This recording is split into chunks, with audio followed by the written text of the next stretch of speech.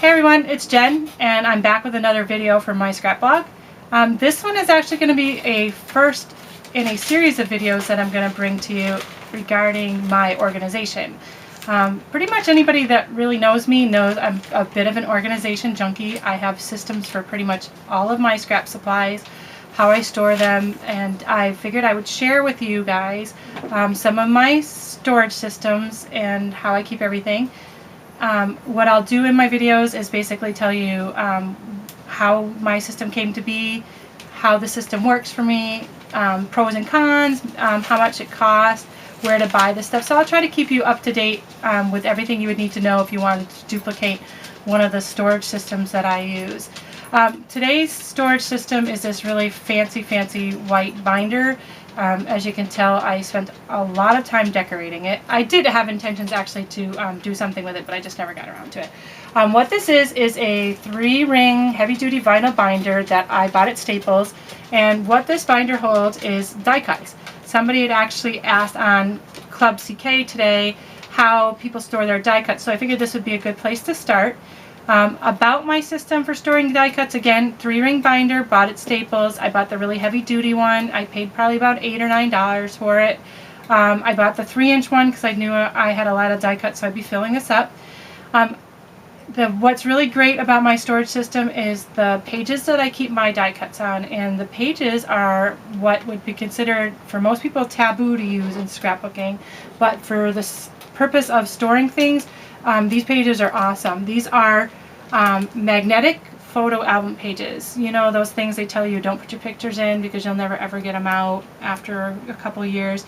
Well, they still actually make these, and they're readily available at AC Moore. And I came across this one day and discovered that this would be the perfect solution for storing all my die cuts. And because, like I said, I have 3 inches of pages here, I do have a lot of die cuts.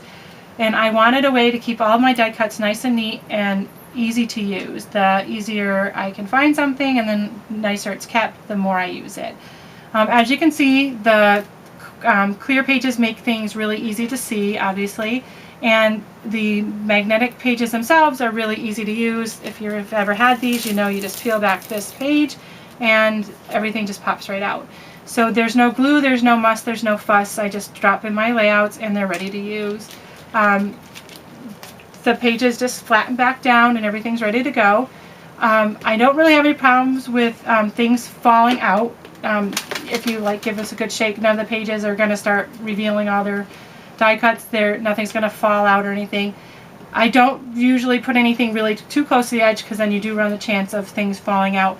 But for the most part, everything's in here and stays really nice and neat. My first couple pages in my die cut book are basically die cuts that I bought packaged, say from K & Company. Some are from Making Memories, some are from Crate Paper. And if you've ever bought packaged die cuts, you know they come in a big clump. They're a huge stack in the bag. You can usually only see the top 3 or 4. And then when you want to use them, you have to rip the bag open, try to get everything out, try to get everything back in, and everything gets wrecked. So this system makes it easy because I can take everything right out of the package when I get the bag of die cuts, drop them right on a page, and everything stays nice and neat. And if I want, I can even put a little tab in the corner saying what company they were from if I want to remember. So again, Making Memory, K & Company, Crate Paper, all those die cuts I have in my albums. The other die cuts, of course, that I keep in my albums are the ones that I buy loose, like My Mind's Eye. I love My Mind's Eye. I'm pretty much an addict for their die cuts, and I have several pages. And again, all kept nice and neat, all different sizes, easy to see, easy to find. The other die cuts that I keep in here are die cuts that are punched out of a 12 by 12 sheet. If you ever got die cuts that were in a 12 by 12 sheet, you know what a pain in the butt it is if you punch out a couple and then try to store the 12 by 12 piece of paper again. It's like the page is all torn apart and everything gets shredded and it's disgusting and everything gets ruined. So what I do now is when I get a 12 by 12 paper like that with die cuts, I just pop everything out, put it right in my book. It's all nice and neat, and I don't have to worry about trying to store a half-used, half-punched piece of paper anymore. Other things that I store in here, this is really great. If you've ever done fussy cut work, like you get a pattern paper and you cut around on the images, and maybe you cut more than you can use, or maybe you're just like me and you spend an hour on something like this and then decide not to use it on a layout, I can store it in here and it stays nice and neat, so when I decide I want to use it, I have it. So again, another thing that I like to store in there, fussy cut, or some other things that I store in here, like for this, I had started this project, done this really fun, cool border, ended up not being long enough, so I made a second one, and I didn't want to throw the first one out because I spent so much time on it. Figured I would use it eventually and put it in here. So some other die cuts I have in here, these are really old school, like 5 years old, but I mean, I had them and I do still use them. And they're like brand new. You would never know their age because I keep them all nice and neat in my handy dandy binder here. I know some of these are pretty funny to look at. I mean, I don't think really too many people use these anymore. And of course, in the way of die cuts, if you have a Cricut, this book is great. A lot of us that have Cricuts will cut out things wrong. You cut out a lot of wrong things if you have a Cricut. Wrong size, wrong color. So anything I cut like that I don't want to part with, I'll just drop in my album to save for a future layout or save for a card. So there's no waste. And if nothing else, if I don't use it, sometimes I'll let my friends look through my book and they could pick out something they might be able to use.